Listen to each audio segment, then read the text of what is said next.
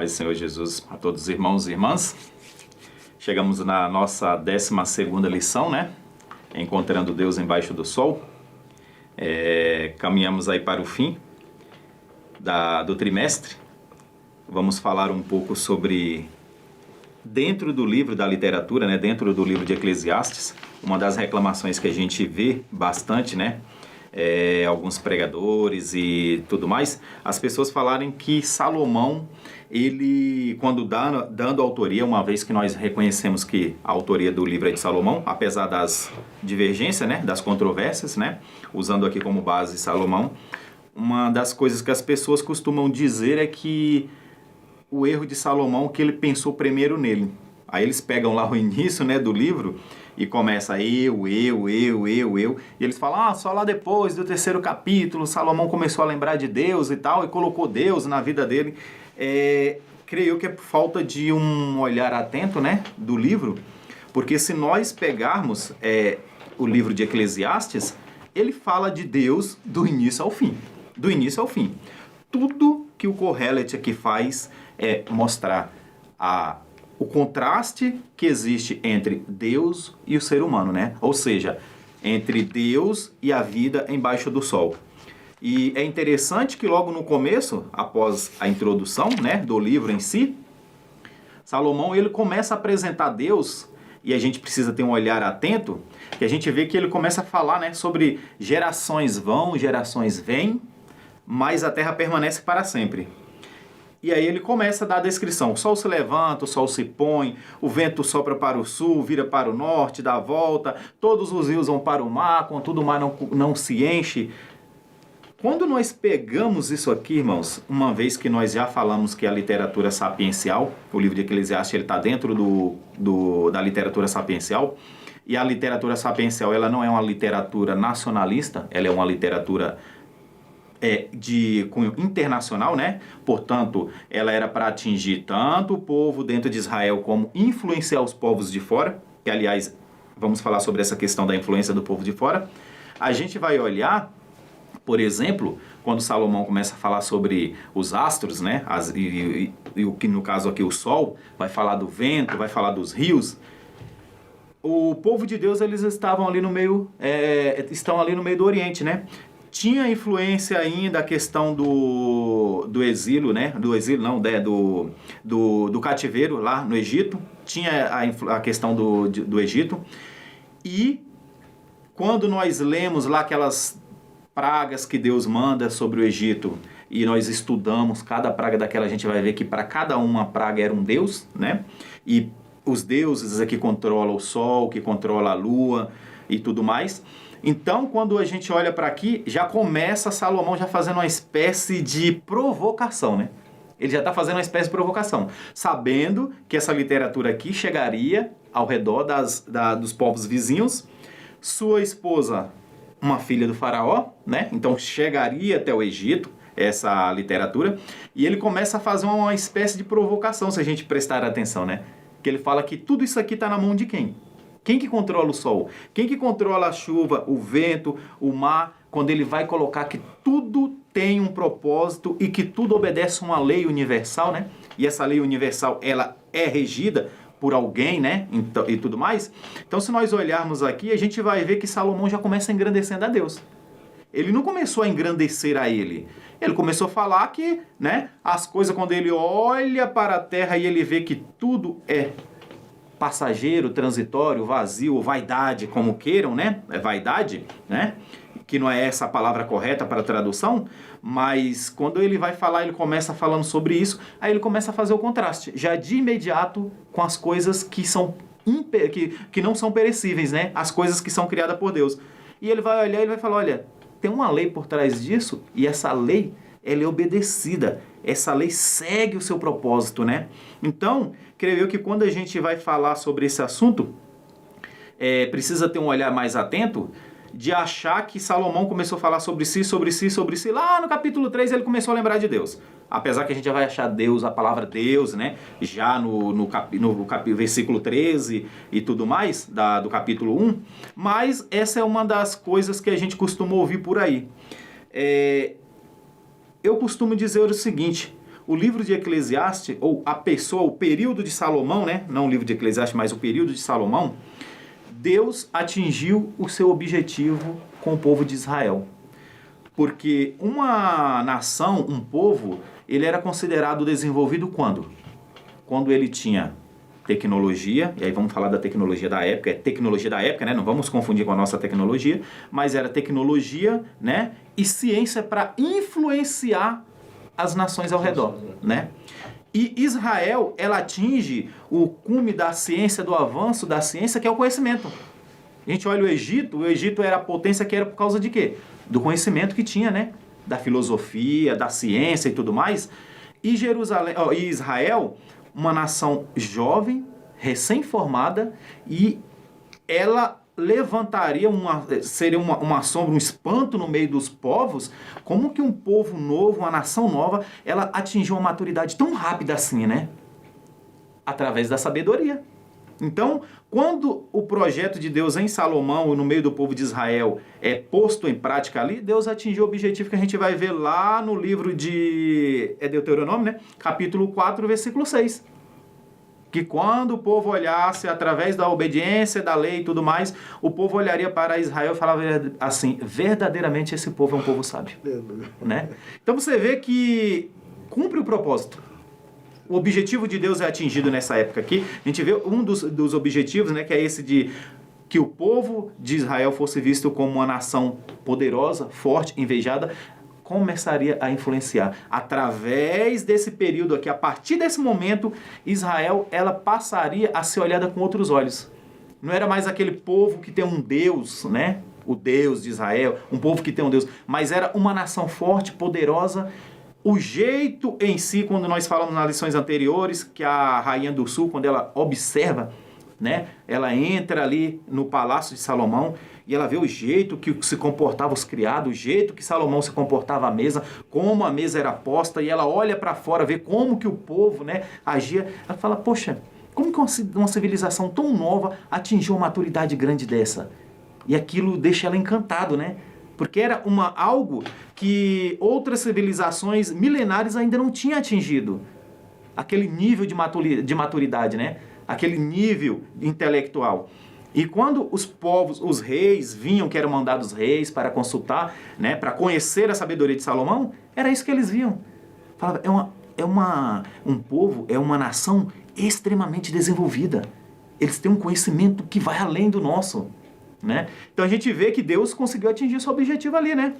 Então, nós já vemos que os argumentos de quem costuma utilizar para dizer que Salomão, aqui em Eclesiastes, só está falando só dele,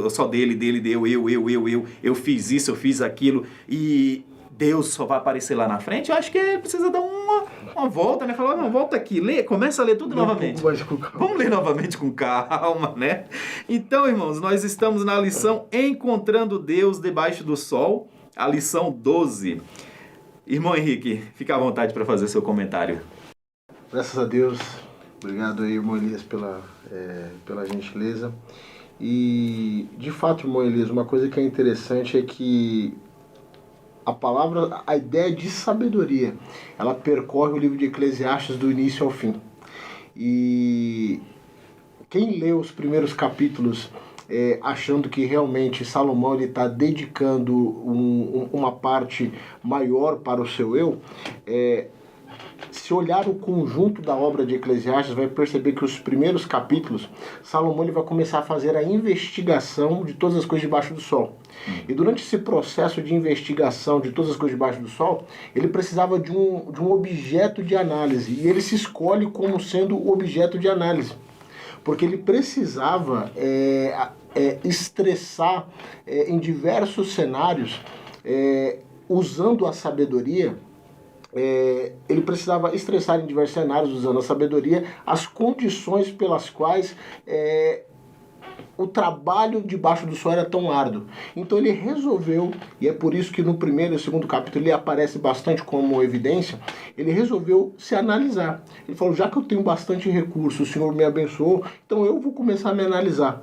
Eu vou me estressar debaixo do sol para ver o proveito, a vantagem, a utilidade das coisas. Percebe-se que depois do capítulo número 3 em diante, ele começa a mudar a visão de si para o entorno dele. Então ele começa a avaliar o próximo, ele começa a avaliar outras circunstâncias que não envolvam. Mas o primeiro objeto de análise é ele, tanto que ele estressa essa análise de uma forma interessante. Ele aproveita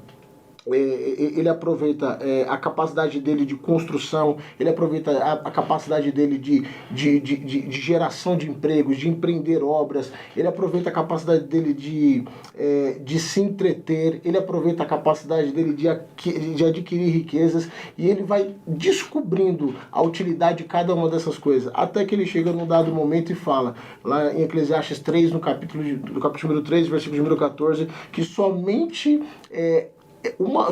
Deus poderia suprir aquilo que a alma do homem necessita.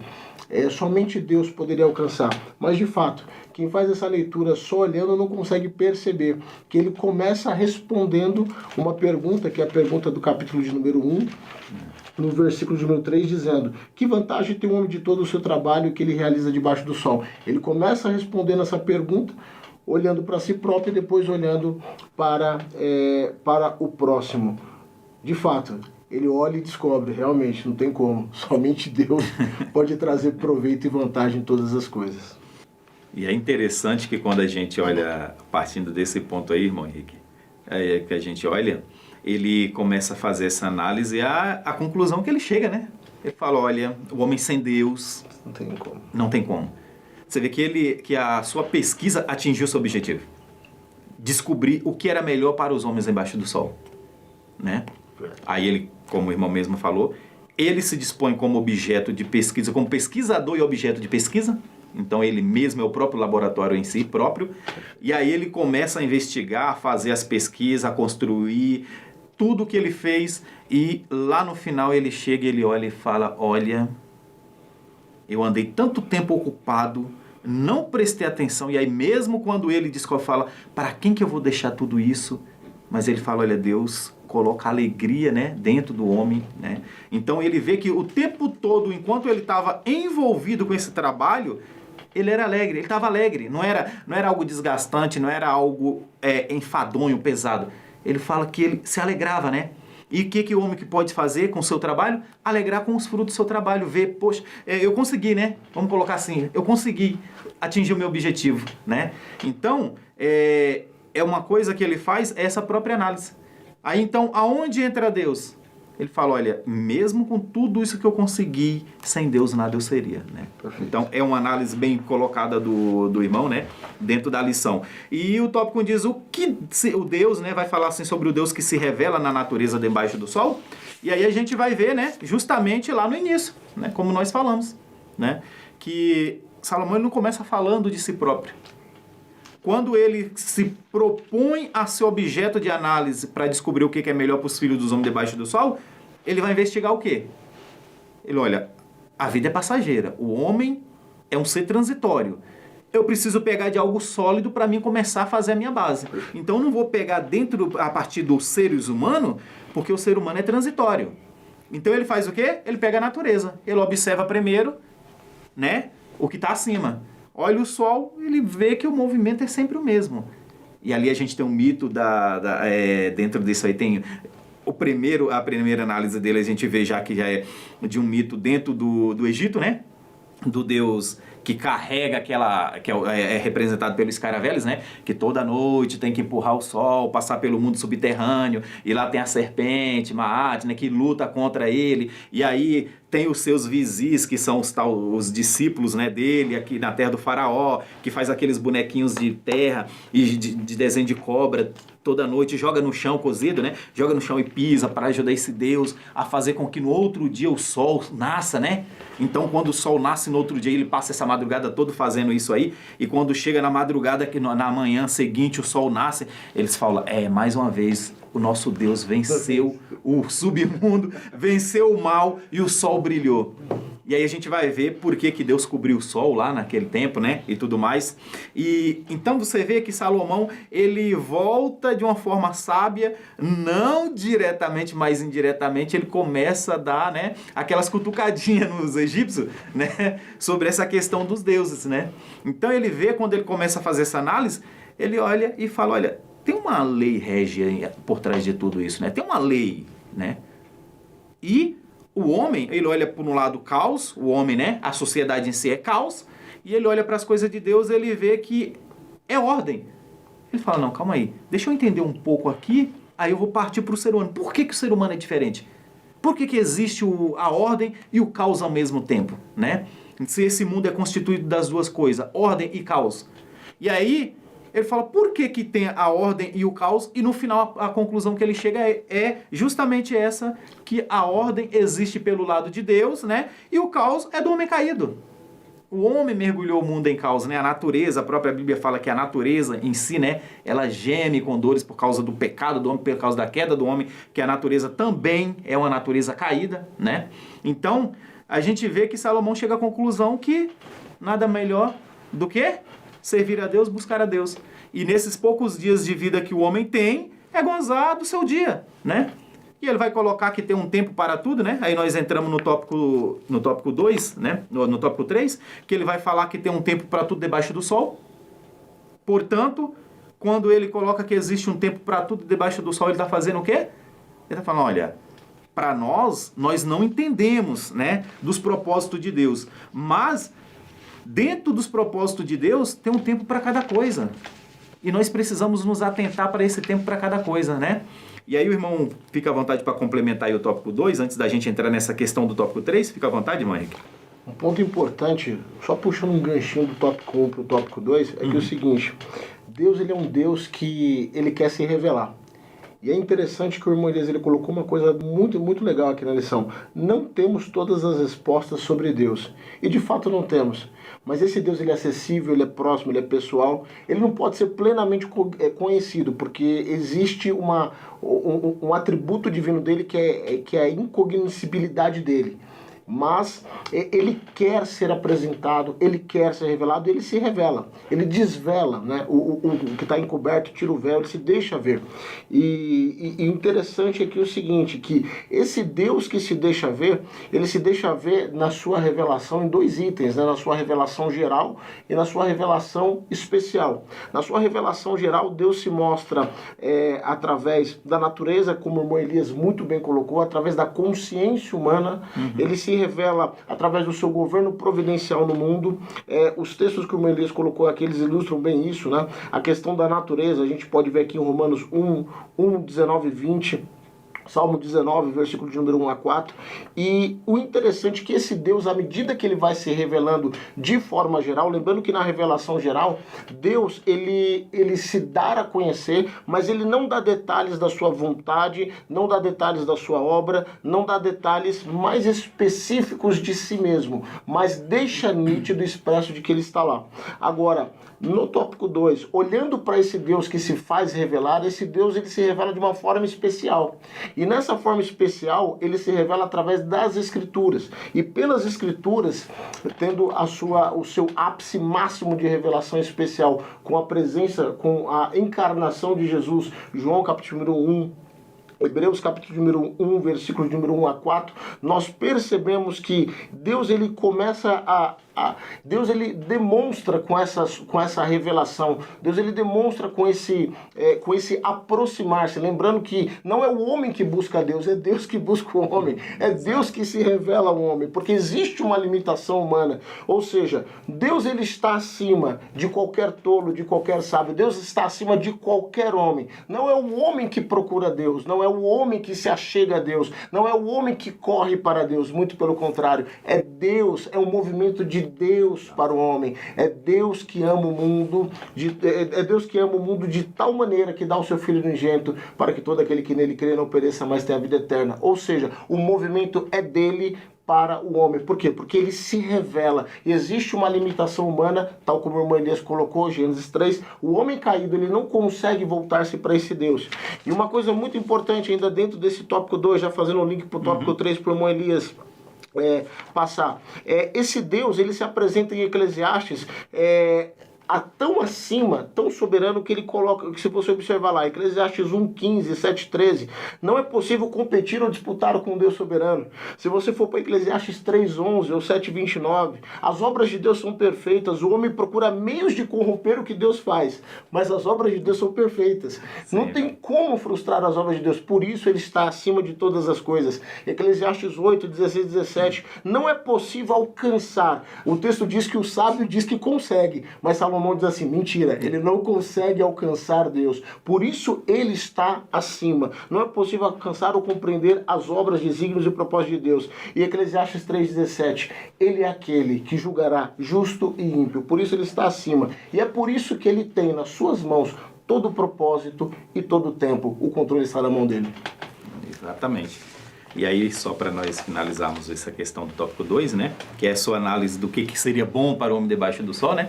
Ver que quando ele chega à conclusão que a melhor coisa que o homem faz é comer e beber, e parece que Salomão é um glutão, né? Só pensa em comer e beber, entendeu? Então, quando ele chega a essa conclusão, mas lá na frente, no capítulo 3, o verso 13, né? Ele fecha esse assunto quando ele diz, descobri também que poder comer, beber e ser recompensado pelo seu trabalho, a perguntinha que ele fez lá atrás, né? Que proveito tem um homem de todo o seu trabalho, né? E aí ele vem só falando que a melhor coisa que tem é comer e beber, se alegrar, e com fruto do seu trabalho, né? Vamos dizer assim, com o suor do seu rosto, né? E aí no final ele deixa aquele pedacinho ali de reflexão, que ele diz, beber e ser recompensado pelo seu trabalho é o quê? Um dom. Um presente de Deus, né? Um dom de Deus. Ele fala, olha, isso aqui é um presente de Deus. Sem Deus, nem comer, nem beber traria satisfação para nós. Vê que a nossa satisfação em comer e beber, ela é plena. Deus deu essa capacidade, por mais que a pessoa esteja triste, né? Aí é claro que para tudo tem um nível.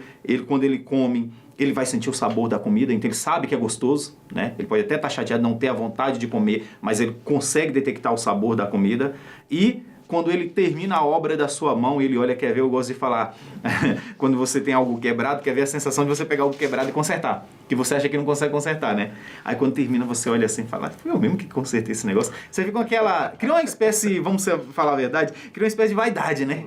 Aquela vaidade de ser, cara, consegui, né? Tá certinho, tá funcionando. E ele fala, então, essa sensação nada mais é do que um presente de Deus. Porque sem ele, quem poderá comer, quem poderá beber longe dele, né? Então, vê que o Salomão, ele mostra a relação entre homem e Deus embaixo do sol. E ele vai dizer que tem um tempo para tudo, né? Tudo. Um tempo para tudo. Então, vê que ele começa a falar sobre as coisas mais amplas, que é os movimentos do sol, o movimento dos ventos, para onde que os rios correm, o propósito do trabalho de uma vida inteira, não é do trabalhar de hoje, eu plantei hoje, no final do dia, qual é o propósito disso, mas de uma vida inteira. Ele começa agora, né, olhar após fazer essa autoanálise, né, em comparação a esse laboratório com si próprio, ele começa agora a olhar para o seu público e falar, olha, existe um tempo para cada coisa. Um tempo para cada coisa debaixo do sol. E aí ele vai dar os tempos, né? Que nós falamos lá na aula sobre a questão de um tempo para cada coisa. E aí ele vai dar um tempo para cada coisa e fala, olha, tá triste? É normal. É momento de tristeza. Tá alegre? É normal. É momento de alegria. Então que a gente aceite o momento que está passando, olhar para o mundo, para a vida em si, de uma forma realista, não fantasiosa. Né? Porque do mesmo jeito que não existe a felicidade eterna aqui na Terra, também não existe a tristeza eterna. Tudo é transitório, tudo é passageiro. Ele fala, então não se apega a esse momento. Né? Porque se os momentos são bons, a gente quer que dure para sempre. Mas se os momentos for ruins, nós não queremos que dure para sempre. Né? Então ele vai falar, não, é normal. Não existe um momento de alegria, existe um momento de tristeza também. O de plantar, o de colher, o de espalhar, o de se ajuntar. Né? Tempo de rasgar e o tempo de costurar. Ele fala, é assim que é a vida. Então vê que Salomão ele chama o seu leitor para a realidade da vida. A vida não é só coisas boas. A vida também tem seus percalços, tem suas dificuldades. Jesus vai lá e fala, olha, no mundo tereis aflições. No mundo tereis aflições. Né? Só que nós não queremos as aflições. Nós só queremos as coisas boas. E Salomão fala para o seu público aqui, olha, pare bem para pensar, analise. Existe um propósito para cada coisa embaixo do sol. Não é isso, irmão Henrique? É perfeito.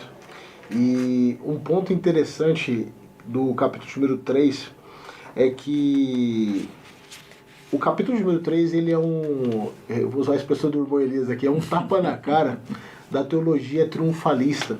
É um tapa na cara da teologia da prosperidade, que procura e visa sempre o bem-estar, que tenta trazer a ideia de que se você realmente é um homem de Deus ou uma mulher de Deus, você precisa viver sempre por cima de todas as coisas. Não é bem assim. A nossa vida, tal como o irmão Elias muito bem colocou e o texto de Eclesiastes colocou, ela é feita de ciclos. E esses ciclos, eles sofrem alternâncias. Então, há momentos em que tudo vai bem, há momentos em que tudo vai ruim. Mas o segredo de todas as coisas é, independente da condição que você esteja passando, é encontrar Deus debaixo do sol. Ou seja, é elevar os olhos para os montes, encontrar o socorro nele, que é o Senhor. Ou então, como diz lá no Salmo 46, ainda que as ondas elas venham, há um rio, o Senhor está no meio da cidade, há um rio que alegra a cidade de Deus, as moradas do Altíssimo. Deus é refúgio e fortaleza. Então, ou seja, o Eclesiastes, ele traz essa ideia de que ainda que você viva essas alternâncias, você tem que entender que essas alternâncias você vive e Deus está no controle de todas as coisas. Porque tempo e propósito, o modo e a maneira certa de agir está na mão dele. É por isso que dentro do texto, quando você termina a série de dualidades, que vai do versículo de número 1 até o versículo de número 8, mais ou menos aqui no texto de Eclesiastes, o Eclesiastes 3, 10 e 11, ele traz a seguinte ideia: tenho visto o trabalho que Deus deu aos filhos dos homens para com ele os afligir. Ele fez tudo formoso em seu tempo. Também pôs o mundo no coração deles, sem que o homem possa descobrir a obra que Deus fez desde o princípio. Em algumas traduções também pôs a eternidade no coração deles. Aí no versículo de número 12, compreendi que não há coisa melhor para eles do que alegrar-se e fazer o bem enquanto viverem, como também que todo homem deve comer, beber e desfrutar o fruto de todo o seu trabalho. Isto é um dom de Deus. Eu sei que tudo quanto Deus faz durará eternamente. Nada se lhe deve acrescentar e nada se lhe deve diminuir. Isto faz Deus para que haja temor diante dele. Ou seja, independente da situação na qual você esteja vivendo, independente da dualidade construída ao seu entorno, é importante você entender que você consegue ainda dentro dessas alternâncias encontrar prazer na sua vida. Porque quem traz esse prazer, esse caminho no meio do caos é o próprio Deus. Exatamente. É o próprio Deus. E ele faz isso, ele promove essas situações para que nós não olhemos para a nossa capacidade, não olhemos para a força do nosso braço, mas nós corramos para ele. Ele, aquele que faz todas as coisas para que haja temor diante dele. Exatamente, irmão Henrique. Então vê que o Deus que Salomão apresenta aqui, né, que o Kohelet, vamos colocar, né, apresenta aqui, é um Deus que se relaciona com o homem. Perfeito. Era isso que ele queria também transmitir, uma das coisas que ele queria transmitir, né? Olha, esse Deus, ele se relaciona com o homem. Ele deu o sol, deu a lua, ele deu o prazer pelo trabalho, apesar que lá em Gênesis vai falar que o homem do sol do seu rosto comerá com dificuldade, né? Então, que a terra seria dura e que do suor do seu rosto comerás com dificuldade. Ele vai falar, mas mesmo assim, Deus é tão misericordioso que ele coloca o prazer no trabalho do homem. Quando o homem olhar a obra da sua mão, né, o seu trabalho pronto, ele se alegrar. Ele fala, sabe, essa alegria vem de Deus. É ele que dá essa alegria para o homem, né? Então vê que o que ele está colocando aqui é que Deus se relaciona com o homem. Então quando a gente olha a Eclesiastes, a gente vê que Salomão ele foi sábio em balancear o seu conteúdo, em balancear o seu ensino. Ele não colocou uma literatura extremamente nacionalista para falar sobre o Deus de Israel, que afinal de contas ele não cita os profetas, não cita leis, ele não cita os profetas, mas se a gente for olhar aqui, tem profecias, no livro de Eclesiastes tem profecias, ele não cita Moisés, não fala da lei, mas a lei moral está aqui, a base da lei está aqui expressa claramente, a lei moral, né? Então, ele faz um balanço da coisa, e aí ele coloca uma literatura que seria tão confortável para ler, né? Aceitável, né? Vamos dizer assim, uma literatura que funcionaria tanto intramuros quanto extramuros, entendeu? Então, tanto dentro de Israel quanto fora de Israel, quem olhasse para a literatura de Salomão, para a literatura sapiencial no geral, né? Elas são desenvolvidas assim, ele olharia e viria aquela verdade, aquele fundo de verdade por trás, né? Apesar que, como eu digo, ele aproveita de vez em quando, se você prestar atenção, ele dá umas cutucadinhas. Ele era polêmico, né? Salomão era uma pessoa polêmica. Ele dá umas cutucadinhas, né? Mas de uma forma sábia. De uma forma sábia e inteligente. Então nós chegamos no tópico 4, que fala sobre o Deus que se relaciona com o homem debaixo do sol. E vai falar sobre essa questão, né? Que Deus faz tudo, né? Como o irmão disse, que Deus faz tudo, né? Apropriado a seu tempo. Ele deu um tempo para cada coisa, né? Os tempos ruins e bons, né? Colocou alegria no coração do homem, pelo prazer das obras da sua mão. Colocou a eternidade no coração do homem, para que ele sinta que existe algo maior do que ele, né? Que existe algo maior do que ele, que essa vida não pode ser simplesmente debaixo do sol, que acima do sol tem que ter algo, né? Então, esse Deus que está se relacionando o tempo todo com o homem, né? Então, quando a gente olha para isso aí, é bem evidente. E nós chegamos no tópico 5, o Deus de Salomão. Irmão Henrique, qual é o Deus que Salomão revela, afinal de contas, irmão Henrique? Já que existe tanta controvérsia sobre essa questão desse livro, é um livro bem polêmico, né? O livro de Eclesiastes. E, afinal de contas, aqui na nossa conclusão, qual é o Deus que Salomão apresenta verdadeiramente para os seus leitores? Interessante que a forma como Salomão ele faz a construção de Deus, ele leva... eu gosto desse texto aqui que o irmão colocou na lição, que é o 2 Crônicas 6,18. Mas será que ela pega assim: os céus dos céus, mesmo os mais altos céus, não pode conter-te, muito menos este templo que construí. Então ele vai chegar a uma conclusão de que esse Deus é um Deus que de fato, ele é o Deus soberano, criador dos céus e da terra, e é o Deus que deve ser temido, é o Deus que deve ser reverenciado. E interessante que ele vai fazer essa construção mostrando quem é esse Deus, que é o Deus que se relaciona com o ser humano mediante a obediência do ser humano em relação a ele.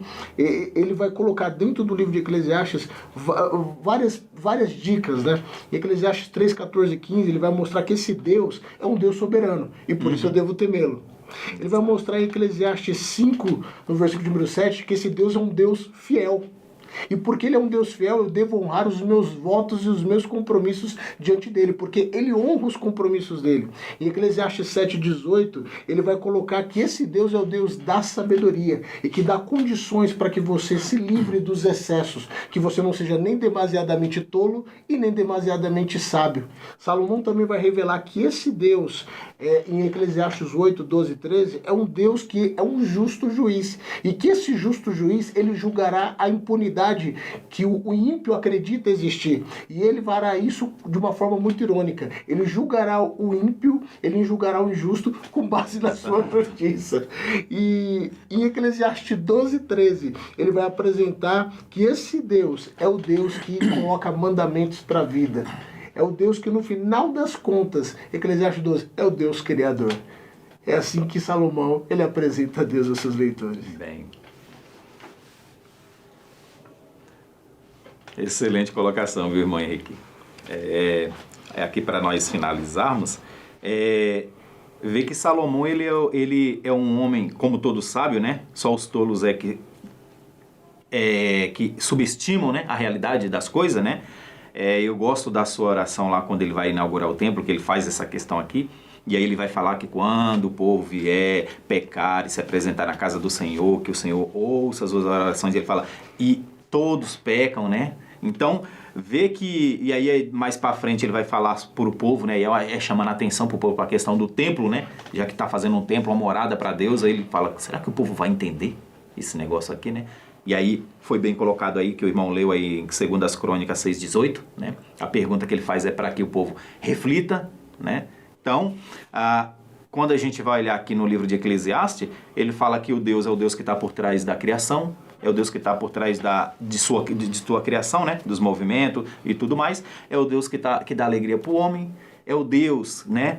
Que dá prazer ao homem, é o Deus que aplica a justiça, né? É o Deus que ouve o sábio, mas que corrige o tolo.